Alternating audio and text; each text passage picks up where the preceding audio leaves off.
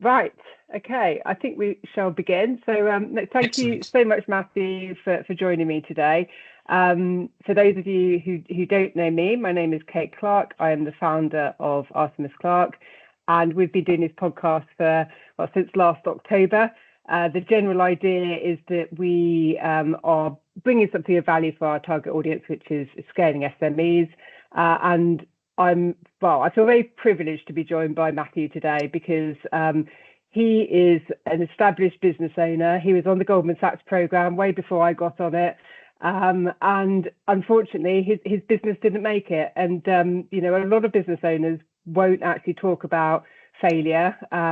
It's been a good few years. So, I'll let Matthew talk about whether he's over it or not yet. But I feel very privileged that you're prepared to come and talk to me about this today. So I will, stop talking and pass it over to you. And just if you can maybe just give me a bit of a background as to Sure. The business as it grew, what sort of size it got to, and then we'll come on to some of the more meaty questions. Okay, great. So first of all, thanks for having me on. I also feel privileged. I'm also hoping this will be quite cathartic. You said that it's been a few years so that I'm over it. And just as you said that, I was reflecting, I don't think I am over it, but I'm through it. And something else is now starting to happen. I don't know what that is, but I'll get there eventually, hopefully soon. But no, a bit of background about me. I'm now 56 years old. So in 2018, I was 49 when the business went under. I started it in 2005, having had a 20-year career in the City of London. I worked for various investment banks, stockbrokers, pension companies and investment companies trading in UK equities. And I got to the age of about 33, 34, and I'd grown tired of it. I could see no further career progression. There was nowhere really for me to go. It just wasn't fulfilling. I think that's the best way of saying that for anybody that might be listening that I used to work with. And if you worked with me, I'm sorry. No, I'm kidding. I had some really fun times, but I became very clear that this chosen career that I'd chosen when I left school was coming to an end. It wasn't fulfilling. And I came across property management because I lived in a block of flats. I obviously owned a flat. We had problems with our freeholder and our managing agent and the way it was looked after and the costs, all the kinds of things that people talk about today. And I set up a residents association or a residents association, and we resolved that we were going to buy the freehold of the building from the freeholder. So I went to meet our arsehole bastard freeholder, right? That's how people describe them.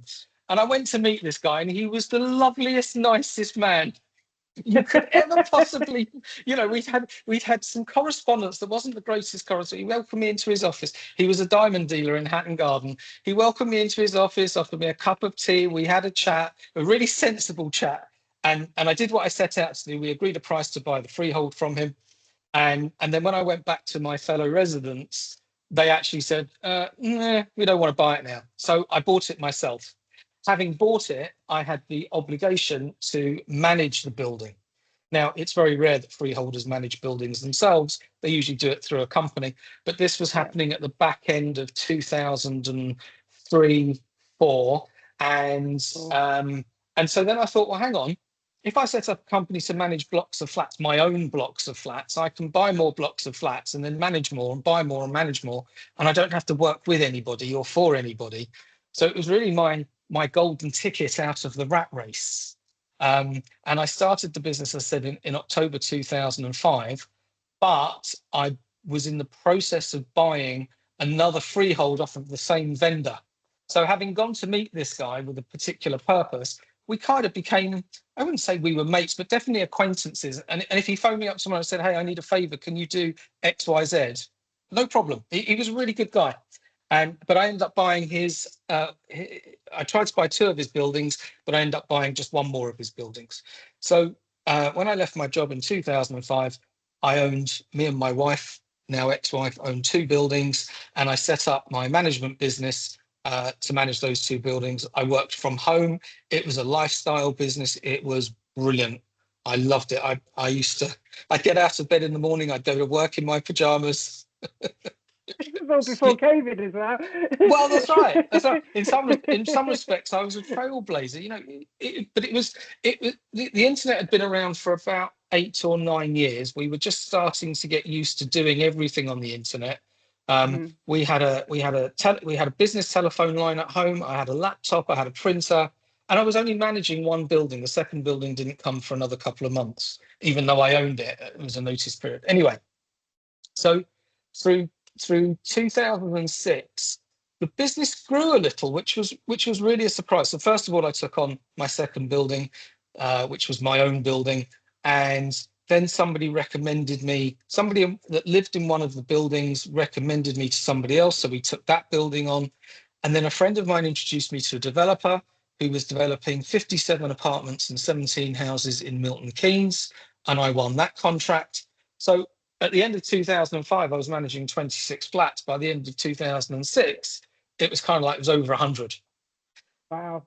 Yeah, and then it started to occur to me, actually, maybe there's a different business here, because I was having difficulty buying more freeholds. And Right. so I couldn't buy more to manage more, actually had to just manage more. And so I think in 2007, I took an office, which was just because being at home was too difficult. Because I was at home, people thought I was at home to chit chat or do things or get something out the loft. No, I'm working, Sounds familiar. But it's an important step for any business, because one of your biggest expenses other than staff is rent. So if you can save yourself rent, then it's a no-brainer. But I got to the point where the business could afford a little bit of rent, and I absolutely needed to go to an office every day. And soon after, I took on my first employee, and very soon after that, my second employee. And all the while, we were taking buildings on. I can't remember the numbers at the end of 2007, 8, 9, 10, whatever. But there was a point in 2012, we had 32 buildings under management with about 500 flats in total. Wow.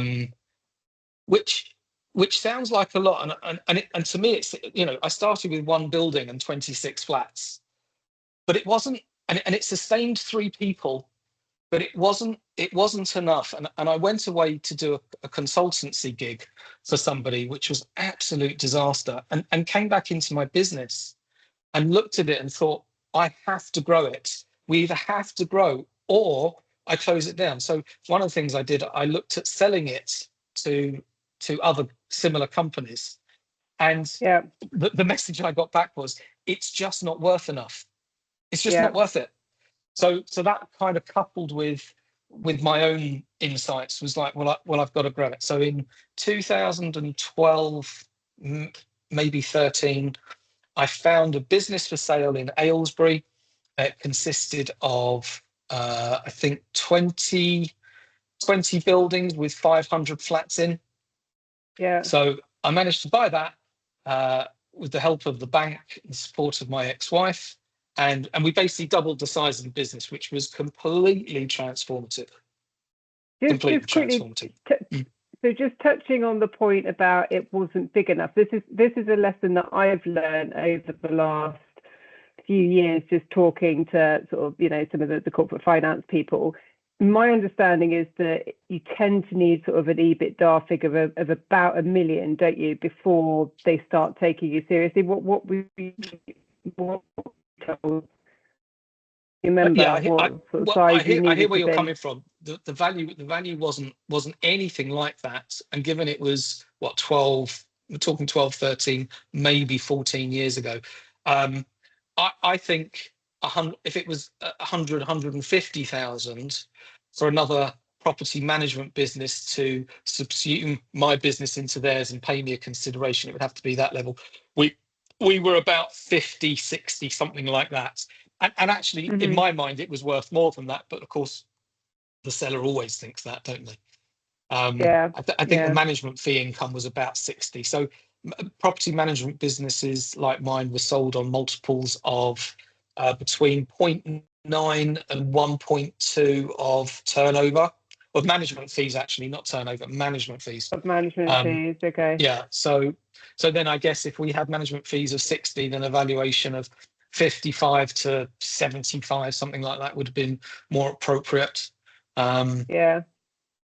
But yeah, and actually, as I'm telling the story, I'm remembering who told me that. It could be that was just that business owner's idea, because he had a small business as well, bigger than mine, but still not substantial enough. And I approached him and said, would you be interested in merging the two businesses? And that was his response: yours isn't big enough. Okay, So, interesting. yes. Yeah. Anyway.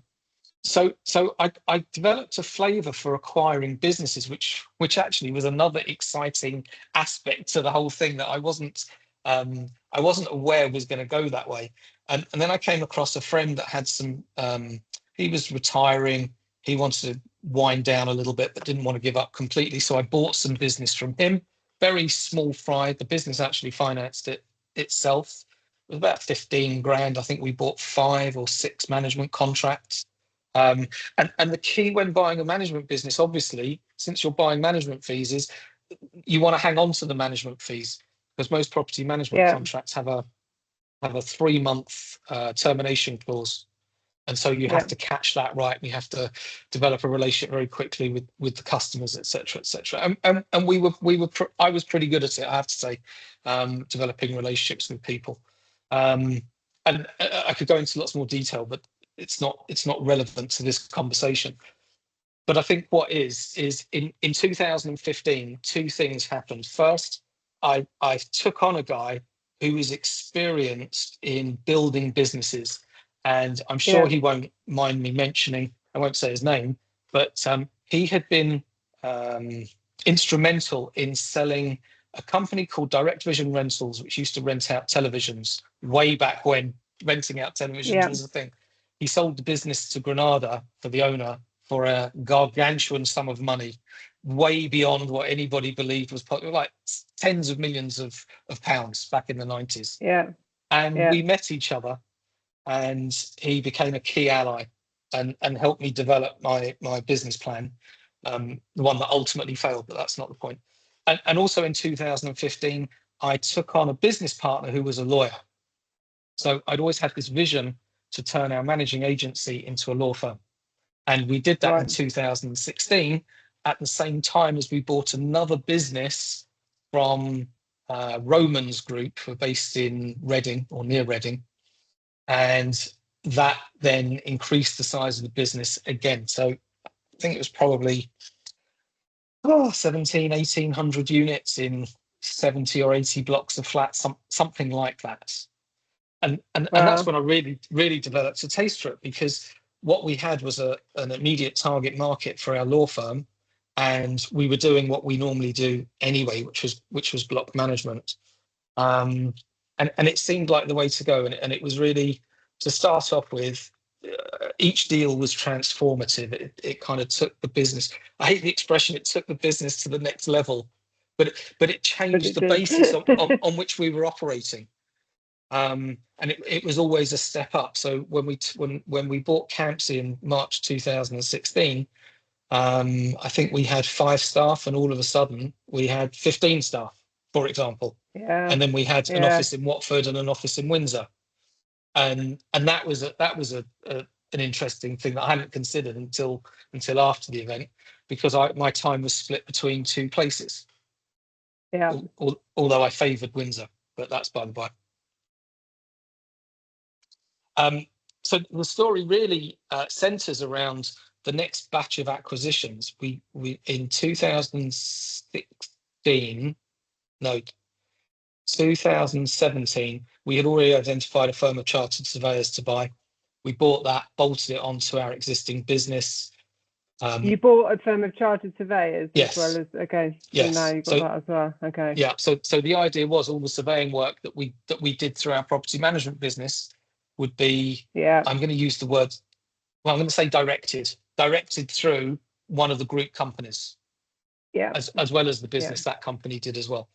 And also in early 2017, we had identified a company that, if we bought it, would increase our block management offering, would get us into the student housing market. What else did it do? No, that was it. Student and do student housing.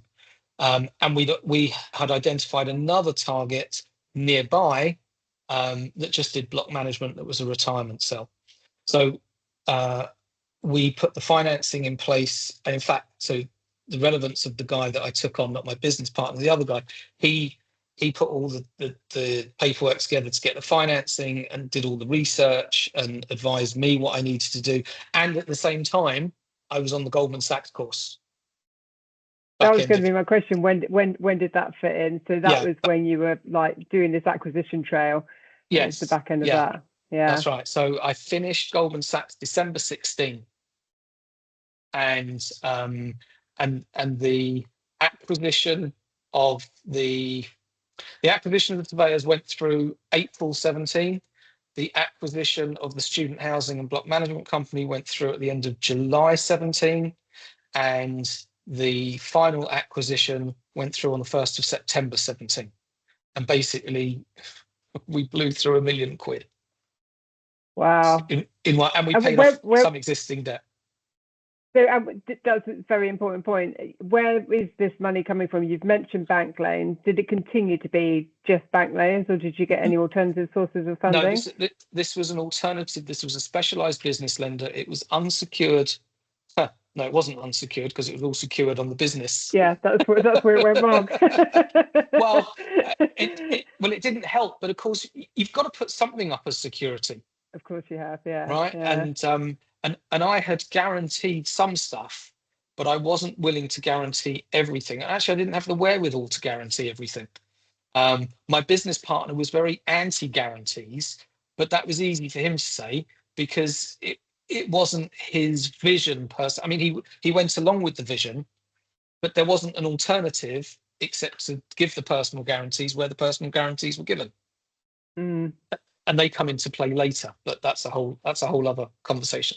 So by the 1st of September 17, when we've completed the last acquisition, we've got about 5,000 flats under management in about 180 buildings. We've got 4 offices and 50 staff. Wow. Yeah. My God. That is going some, isn't it? That's right. That's right. And then it was in about October 17, I realised we just were not paying down our debts. I don't mean the lending or the borrowing. We weren't reducing our creditors list. Mm.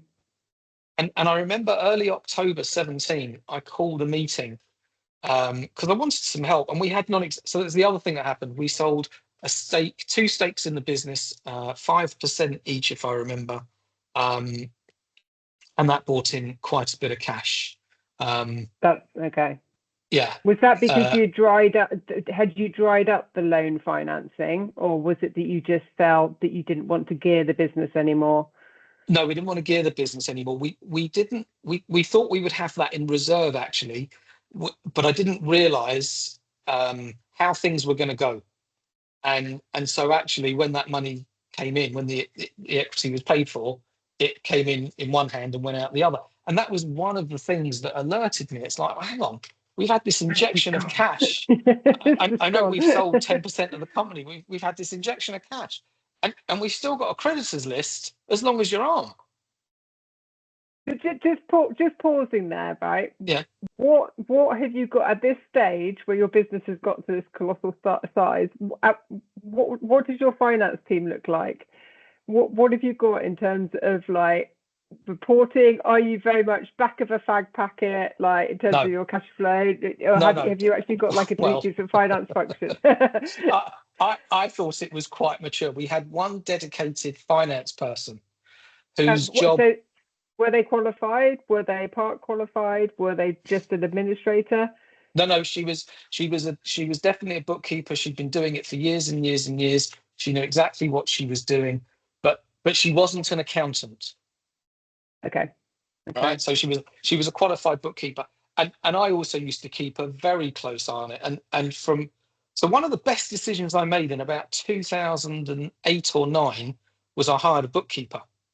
Mhm. And she initially would come to our office once a month and update Sage, and then give me the printouts, do our VAT return, and then leave and come back the following month.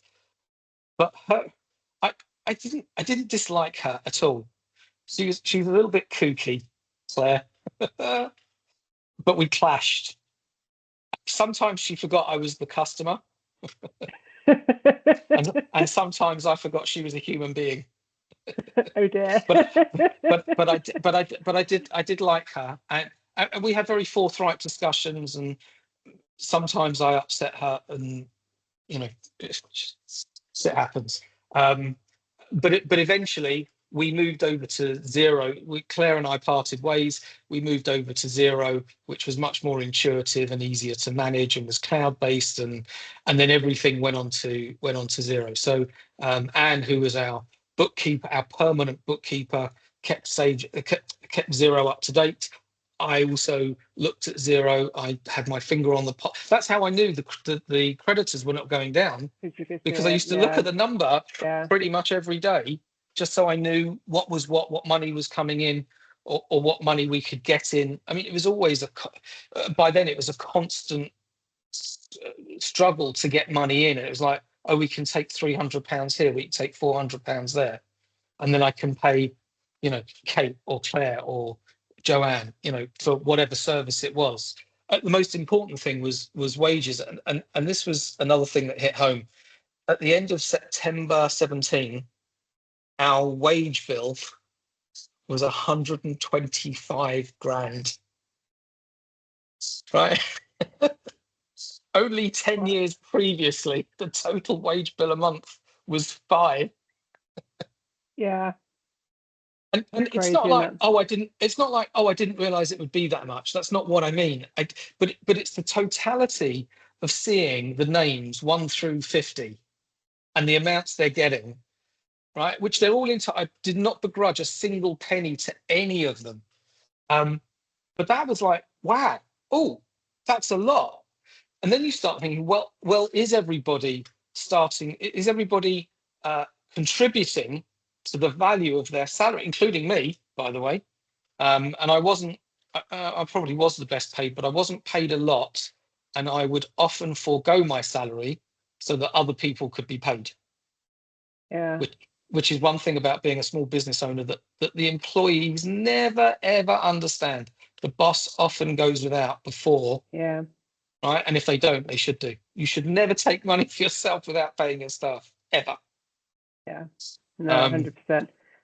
So just on the finances then, so it sounds to me that yes, you were all over it in terms of you could visibly see it, but it doesn't sound like you had that forward look at it. So it sounds like it's very much lag indicators, reactive, rather than actually having a cash flow forecast where you could then see what it looked like over 12, 13, 14-week period. Yes, the cash flow forecast was never that far ahead. So for example, on the 180 buildings, let's say I knew that the quarterly income would be, I think £200,000, right? So we'd get that in on the first day of the quarter, because one of the beauties of block management is you're running service charge accounts for buildings. Yeah. So you control the pot of money from which you get paid, and mostly you get paid first. Sometimes you need to manage it. So I knew every quarter there'd be 200 grand coming in, and of course this was the problem. Hang on, there's 200 grand in management fees coming in. 125 is going out at the end of January, right? That leaves, so where am I going to get the other 175 from? Not least of all, the 25 grand each month we need to pay the lenders, etc. And then the rent and all of that kind of stuff. Anyway, so I called this meeting and we came up with the plan, and the one of the non-execs was especially helpful in that area. And there was no mad panic, but I remember thinking in October 17, this is the beginning of the end. I don't know if it was I saw it or I felt it. I can't explain it. I got a sense of where it was going. And at the end of October, we shut down one of the businesses we bought. So the penultimate business we bought, which did the student housing, none of the student housing was ready for that year's educational term. And the students couldn't move into the building that we were going to manage. So we couldn't charge our lettings fees, which was about 45 grand. We couldn't charge our management fees, which was another 45 grand. And the company's name was trash because the building wasn't finished. We weren't developing it. We were acting for a client. But so at the end of October, we took the decision that we were going to close down that business. And I talked to the lenders first, and they said, "Is this going to be fatal?" I said, and they said, "Is it going to be terminal?" I said, "No, it'll be going to be painful, but I think we need to do this now." And basically, in one fell swoop, I cut 12 or 15 staff. I can't remember now exactly how many people. And what was worse, we didn't pay them. They were due to be paid on that day. So on that day, I march into the office, and instead of telling everybody they're getting paid, I tell everybody that we're closing the business down and we're not paying them. And it was horrible. And I took dog abuse for it. I mean, there's still some stuff on Twitter, but it was absolutely necessary and absolutely the right thing to do. And then while we were getting over that, like that day, one of the people who held themselves out as a director but had been off on, I think, maternity leave, she walked into the office having heard the news, and she turned around to me and my business partner and said, "Well, I don't know why you bought the business anyway. I wouldn't have paid a penny for it." And I'm like, "Well, there you go." Why didn't you tell me that? Well, that was my next. I didn't say that to her because she wasn't officially a director, but she did hold herself out as a director. And by then I knew there were other fights to fight, and that wasn't the fight to have. Yeah. And so we'd taken the decision to put the business to liquidate the business. And we already had a liquidator on board who was a mate of our lenders, and that was really the last we saw of that. There were a couple of things to deal with, but it was, I say it was easy, but administratively it was easy. Emotionally and on a human level, it wasn't easy, but we navigated it, and I thought that was the end. And we raised a little bit more equity after that. So you diluted your shares even more then? Well, actually, no, I didn't. We diluted the shares of my business partner because he didn't want to participate. Our lenders basically said to us, if you raise, I think it was 100 grand, if you raise 100 grand, we'll match it. But that was a little disingenuous. So one of the things they did and insisted upon, which was absolutely right, they got in a finance director who made me look at the business in a different way, and brought in those financial controls and forward thinking that you mentioned in a way I never would have done. And then the lenders and the finance director started building models about what the business would look like and restructuring it, and we did all kinds of things to try and save the business. But ultimately, 2018, we entered it in a very weak position, and by May, it was obvious. In fact, I think we had one board meeting, and Patrick, our FD, said the company's insolvent.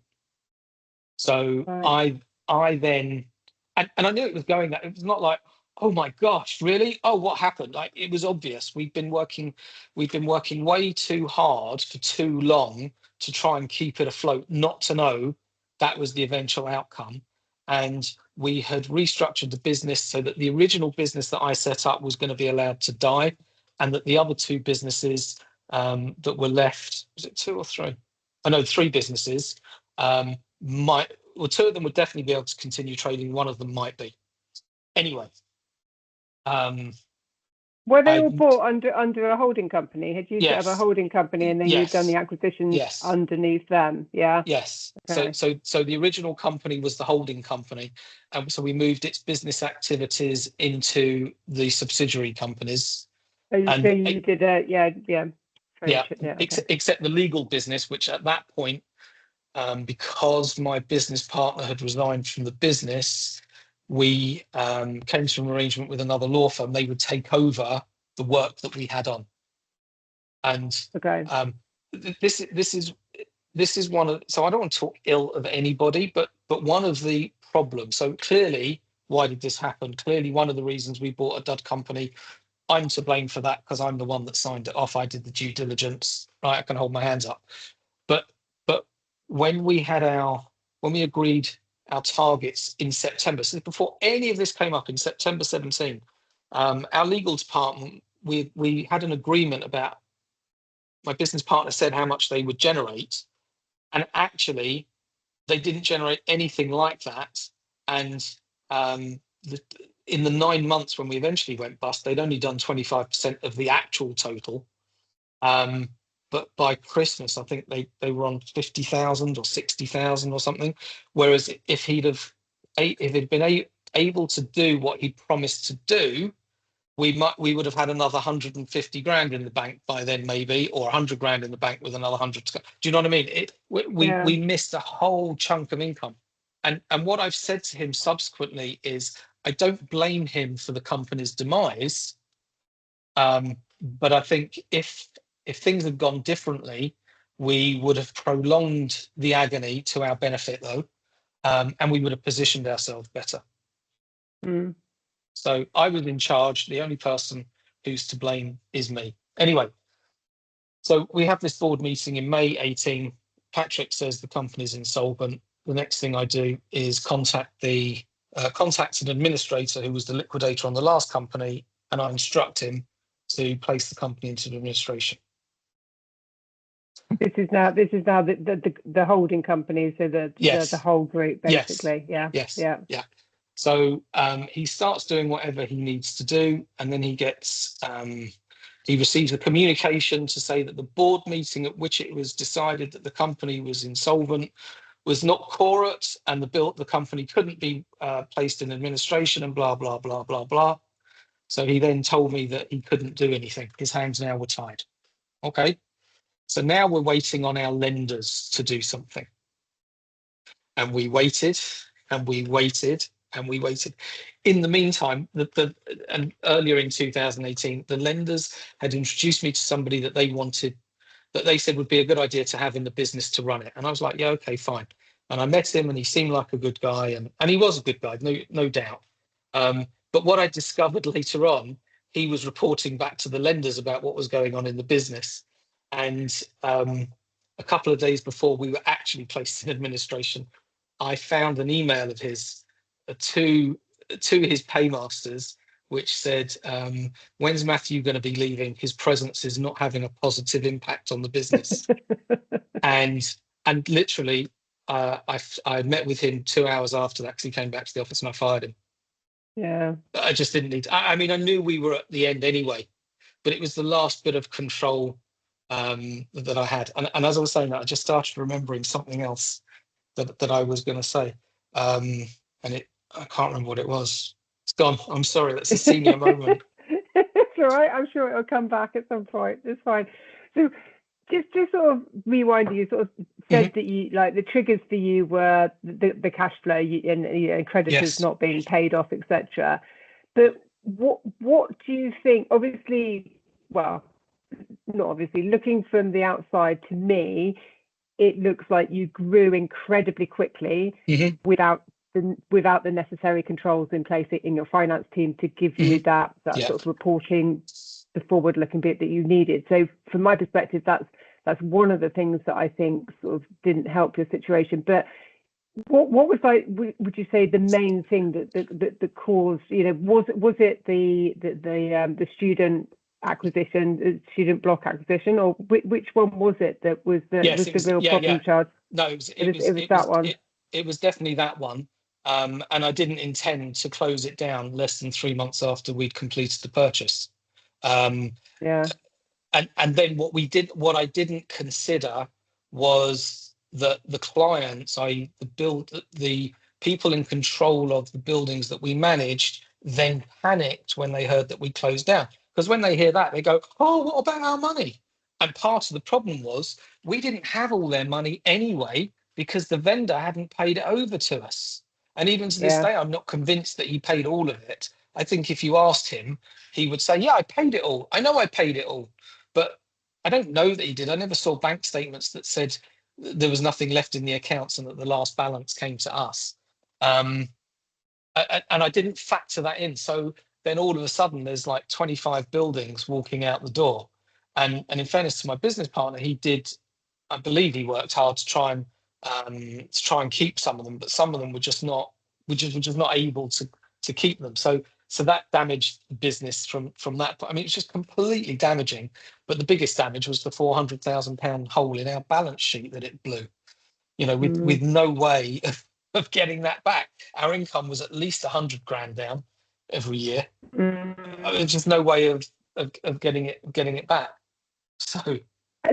And when you talked about like the due diligence that you did on all these acquisitions, can you talk me through what you did as part of your due diligence? I can't remember precisely, but it would have been things like checking all the management contracts, checking the dates on the management contracts, knowing what was in the service charge accounts. So for example, with the money, I had an idea what was meant to come to us, but I didn't know exactly. That's really the point with that. So and there was also a lot of work around the staff and taking on 14 or 15 members of staff and 2P. And I mean, at one point I was talking to a property lawyer, an employment lawyer, a commercial lawyer. I was talking to a finance lawyer to help me with the guarantees that I was giving for the bits of the businesses that we were buying. There were just lawyers everywhere. It was incredible. So there was a lot going on and a lot to deal with, and the lenders were also doing due diligence, and they had questions that when they had questions they would ask us, and I would pass them on to the vendor, and the vendor would come back. So part of the comfort I take is it wasn't just me doing the due diligence. Yeah, I get that. They were as well, and it's not like I didn't rely on them, because if anything had come up, I would have flagged it. There was just nothing abnormal about it. I mean, property management businesses are not complicated business. They're agency businesses. They don't hold stock. They don't manufacture anything. So you're really talking about the relationships with the staff and the contracts that they have, which is the value in the business. And then they hold money for people, but that's all in trust accounts. So unless you're going to embezzle it or commit a fraud, you can't touch it. But also neither can any liquidator if a business is liquidated or goes into administration. So in terms of the acquisition, and the bit that you missed was the fact that it was kind of almost like a physical check, wasn't it? That actually they weren't what they said they were going to be ready, and they just weren't ready to be able to. It didn't occur to anybody to ask that question. Yeah. Okay. I mean, I didn't. The lenders didn't. My business partner didn't. He was quite sharp. Neither did the business advisor. We just bought the line, hook, line, and sinker. I mean, they were letting them, right? It was like it was a done deal. Maybe it was clever presentation. They'd let all 273 rooms, but they weren't ready. But they weren't ready. Who knew? It's an interesting point, isn't it? It's in this digital world as well, just like the importance of actually getting out there and, like taking me back to my auditing days. Like I remember doing a stock take, and I had to make sure that there were things that were like work in progress, and my main job as like a first year auditor was actually to check that they physically existed, and it turned out that they didn't all exist. And it was like, okay. So it's a really interesting point. So in terms of decisions that you made over the course of those few years, what would you do differently now if you rewind back to when you first started the business? I think the obvious thing is to rein back on our expansion plans. We had to grow. So one thing I learned from Goldman Sachs is you have to keep moving, or you're going to sink. Absolutely, 100%. Right. So and if I'd have stayed a one-man band my whole life, no problem. But you would never been able to sell it. No, exactly. And there's no point to never be able to. So, and I was much younger then and had ambitions, and visions, and I'm not saying I don't now, but there was definitely a vision there. So I think we were at least one acquisition, possibly two acquisitions too many, but we had to grow somehow. And in the property management world, organic growth is way too slow. It's just too slow. If you consider, so I think I said 2012, we were up to 30 buildings. It might have been 32, but I recall that we'd managed 50 buildings in that time. So although we had 30, we'd already won and lost 18 of them. So that speaks volumes. Buildings we'd taken on and then lost after 2 or 3 years, which is also something that happens as quite a high churn rate. So in 7 years, 52 buildings. I don't think we were even turning over 100 grand at that point. Yeah. And we needed to. It just wasn't gonna fulfill my life's desires. Turning over 100 grand. What was the turnover of the business at its peak? I think so. Our financial year. I can't even remember. Oh, it was September 30th. I think up to 30th of September 17. I think it was 1 million, but we never quite got the accounts done because we went into administration before. So they were due June, but of course I knew then that we were living on borrowed time. So it's not I didn't bother, but it was just too difficult. Yeah. So I don't think they ever got done. I think it was just shy of 1 million. It wasn't quite 1 million. Just shy of 1 million. Okay. Yeah, but we were our projections, and I think my Goldman Sachs growth plan showed that I think 3 years later we'd be turning over 2.5 million quid a year, like easy peasy chocolate squeezy. Well, that's still quite conservative to compare with quite a lot of the. Like 10 million, it's like 3 years, but it's a challenge, isn't it? Challenge. What was the hardest part, sort of personally, for you? The hardest part was leaving. Because at some point I was made redundant. Yeah. And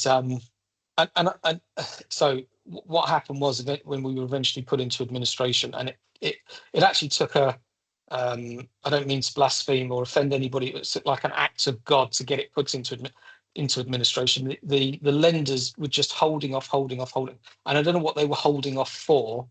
I suspect to work out their post or their pre-pack admin plan, because that's the other thing I was doing was in the final day, certainly June and a bit of July, I was rushing around trying to find buyers for the bits of the business, and one of the buyers was me. I'd managed to put, with the help of a lawyer, a consortium together, and we put a bid in.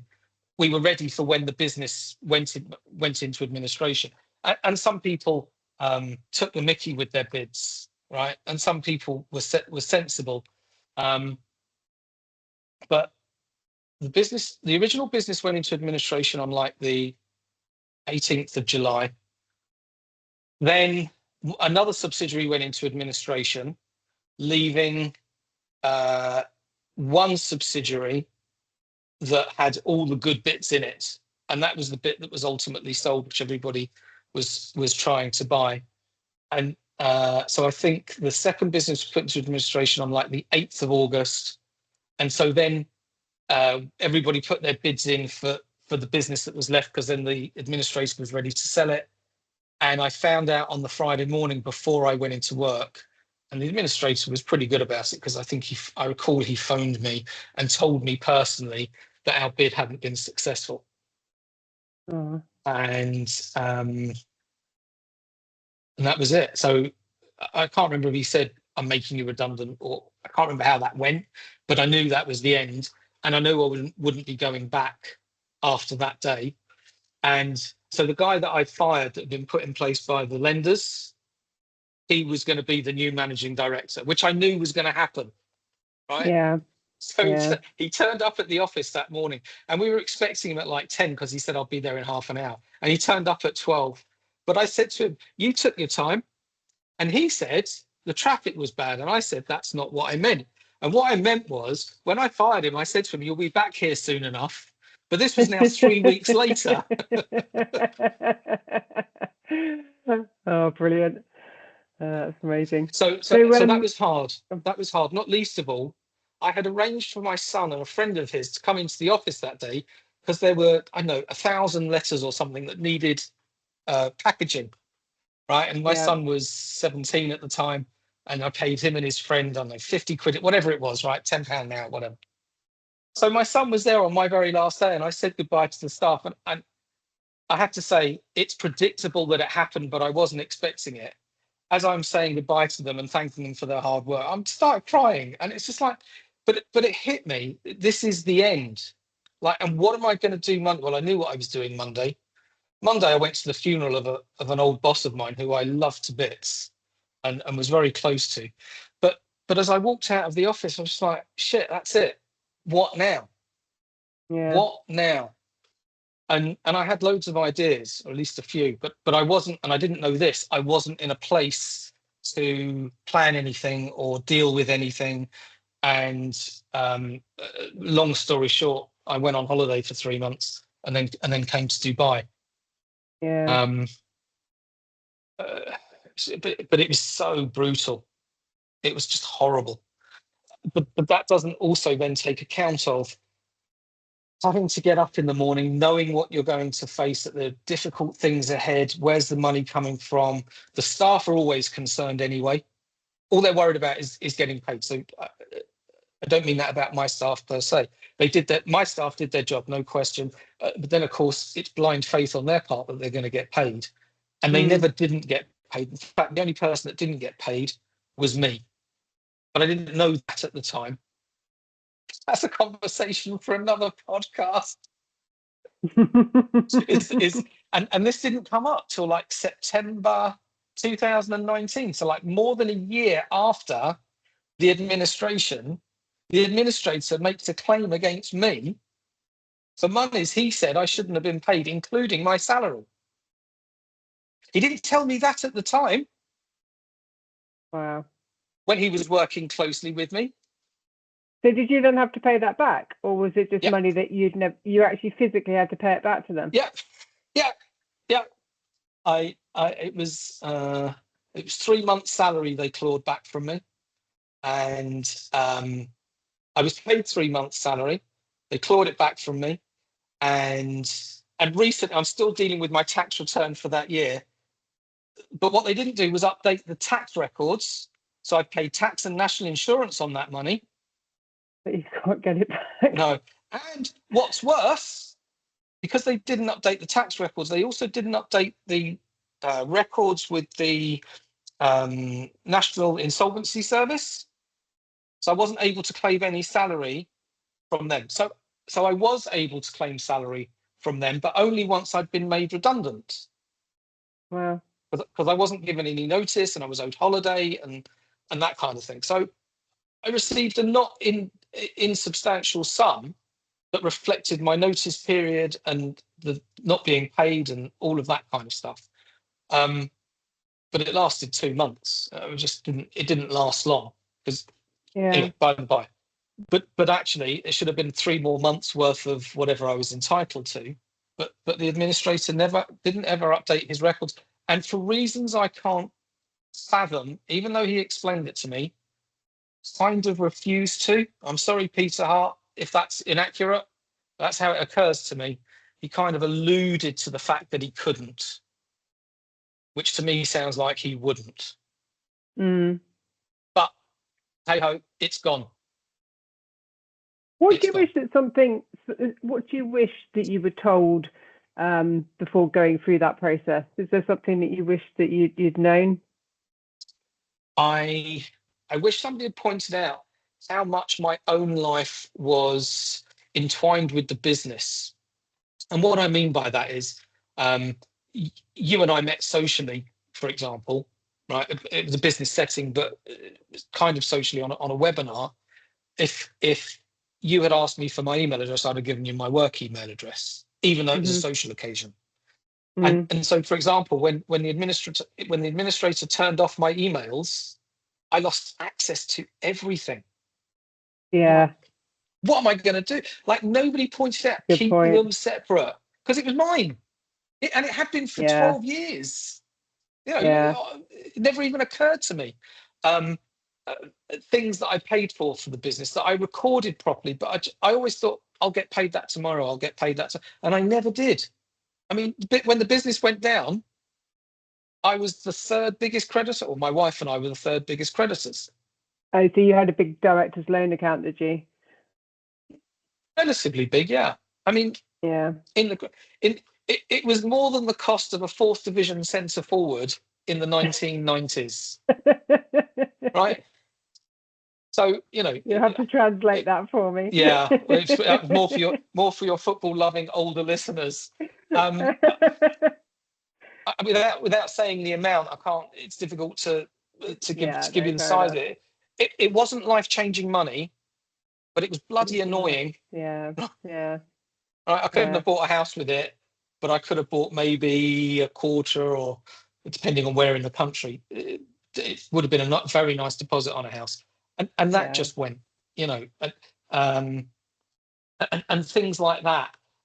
So I guess the message I would have liked is somebody say, just protect yourself as much as you can, because if this all goes tits up, sorry, that's a horrible vernacular, but pear-shaped is better. I apologise. yeah. That's pretty If this right. all goes pear-shaped, that what happened doesn't happen, except it did. Yeah, yeah. That's a really good point. And it just like I'm conscious of time. What I want is as much value for other founders to learn from this. There's enough for a You've part two, isn't there? oh, I think there probably is. Like, well, And a part let's three. see. But what would you say that the early indicators are that founders should take seriously? If they start getting those little kind of like not sleeping at night type vibes. Oh, What, trust your judgment.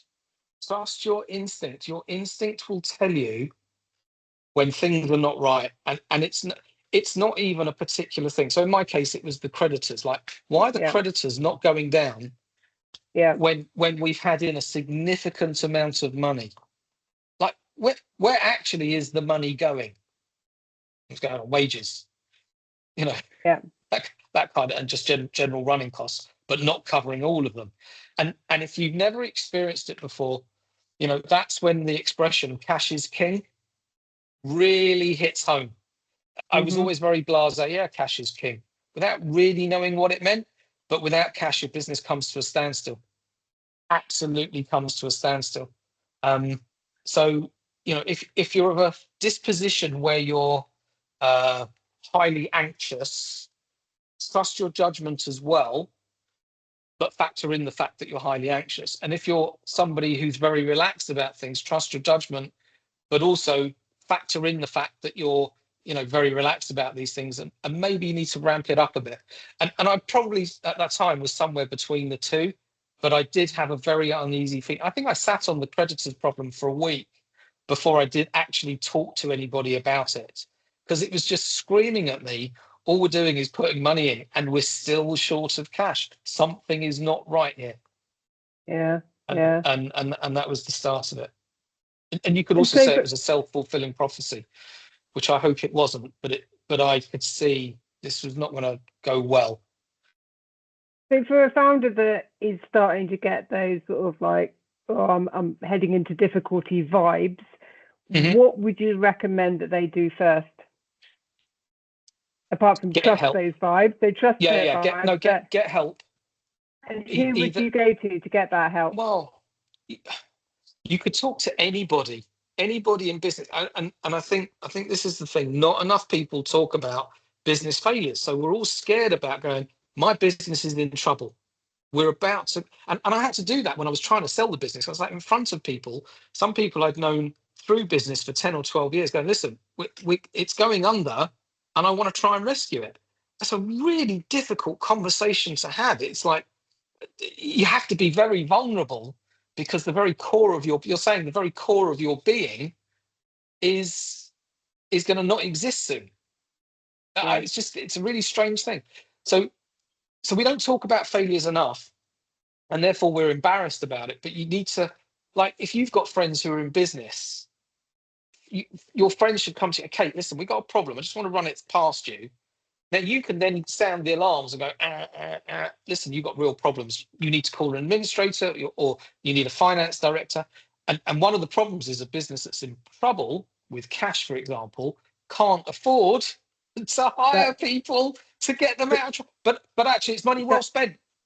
But that's why the fractional finance director model does really work, because you are not having to do that permanent hire, but you are getting that really high level helicopter view from someone who really understands it. And that's the thing that is like, it just is a bit of a no-brainer, even though it is like quite a high hourly rate. You know, you don't have that you don't have that ongoing commitment. You don't have the recruitment fee that goes with it. No, it's definitely cheaper.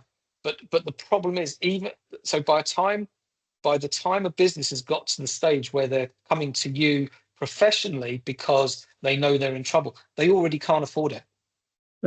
That doesn't mean they're not going to do it, because a director will put their hand in their pocket. And by the way, you would take the money up front and go, listen, we need our fee of £3,000 or 5,000, whatever it is, £7,000. We need it up front. Well, to any business owner, that's going to be, gee whiz. I've got all these expenses that I can't pay anyway. Now I've got to pay another £7. Don't worry, I'll do it myself. Thanks. And then they go under anyway.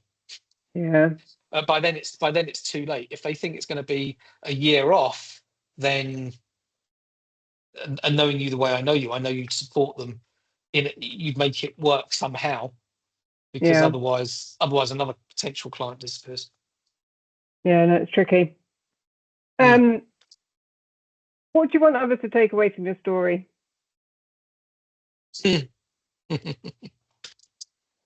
Well, one, it happens. It's horrible at the time.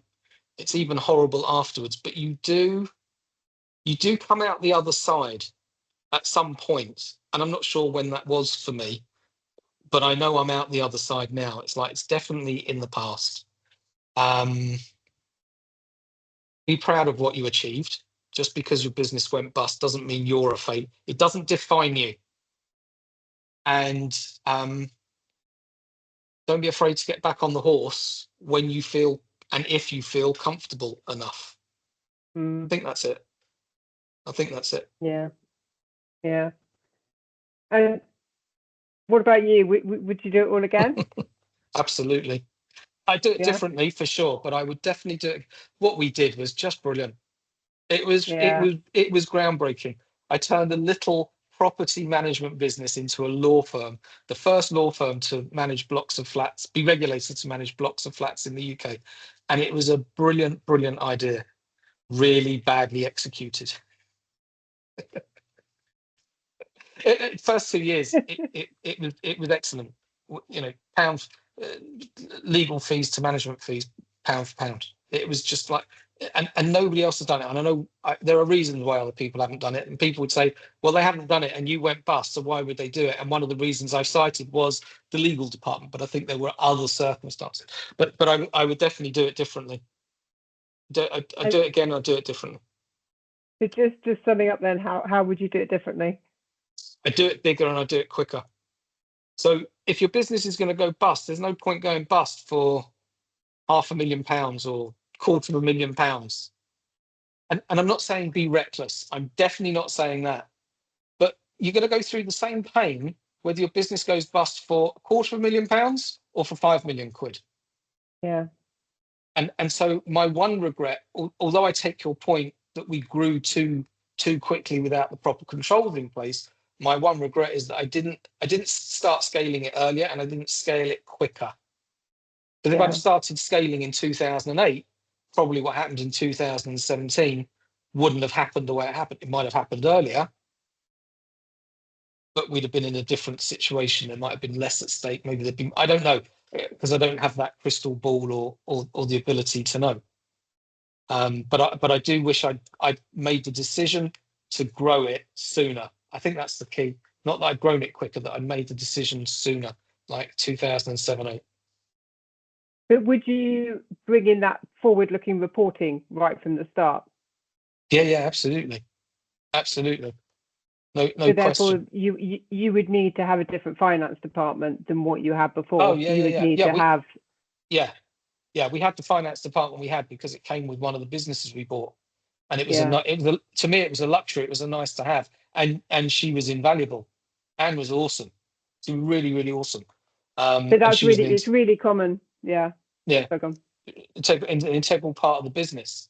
And I can't imagine not having her there. But then, as I say, when Patrick came on board, that changed the outlook completely again. And actually, because he wasn't from the industry, Patrick came with some different ideas, which was interesting as well. You know, and that was valuable.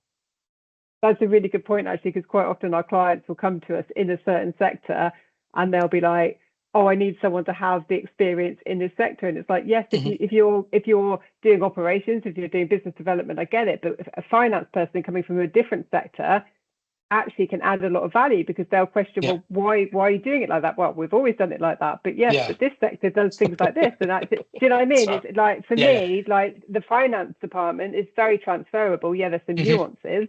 But I think being open to sort of having people from different sectors is super valuable. So so, there you go. So no, okay. So the answer is get your finance director in as a fractional really early on. Get the forward-looking cash flow management piece under control, and Bob's your uncle. Yeah. Yes. Yeah. I think that's another thing. I spread myself I thought I was Superman. I spread myself too thin, and I ultimately couldn't deal with managing the properties, managing the staff, managing the facilities that we occupied, the corporate side of things, and the money. And I should have relinquished control of the money long time before. Yeah. And I did. And actually, I didn't know it was possible to do that. I didn't know that's what businesses did. Yeah. But yeah, because as a business owner, you don't know what the corporate world looks like. You don't know that you have delegation of authority and like budgets, so people making payments on your behalf, because as a business owner you think that you always have to do that. So that's right. It's a learning. Exactly. Fantastic. Good. Well, no, thank you so much for your time. Is there anything else that you wanted to say? One last little snippet for anyone? I think there's lots, but I really appreciate the opportunity to get off my chest what I've got off my chest. I hope the story is interesting for people, not just to know how quickly things change from being a hero, right? I built up a successful business to absolutely nothing, zero, and it happens in the blink of an eye. And it's not that I thought I was a particularly good businessman or better than, but when I was on the Goldman Sachs course, it was like, wow, they're awesome. Wish I was like that. Oh, they're awesome. I think they call it imposter syndrome. And clearly I have my own strengths, right? And my own weaknesses as well. But when I was on the Goldman Sachs course, I don't think there was really, certainly when I started in the September, in fact, no, the whole of the Goldman Sachs course, there was just no inkling that having written my growth plan, it was going to end in the failure of the business. It wasn't going to, it was only going to lead success. I'm a successful businessman. Now I'm just a businessman. Yeah. But I don't say that in a deprecating way. No, but I still think you should be very proud of, you had the gut, you had the guts to do what you did. As far as I could see, the missing piece was that forward-looking element. And maybe a bit of touchy-feely due diligence. Everybody missed it, including me. So as I said, I put my hands up. It was on me, but I wasn't the only one that missed it, which doesn't mean it was their fault either. But the fact that we all missed it means it didn't occur to any of us. Yeah. Oh well, I can't change it now. And that's one of the problems. I can't change it. So I just have to accept it. 100%. But yeah, I mean, I sit here and, having not scaled my business to the size that you've scaled yours, it's super impressive what you did. And, just very sad the way it ended up, but I really appreciate your time today. So thank you so much. I appreciate the opportunity. And I really hope that other people have got value out of it. So, thank you. Really appreciate it. Thanks, Kate. Great. Thank you. Take care. Bye-bye. Bye.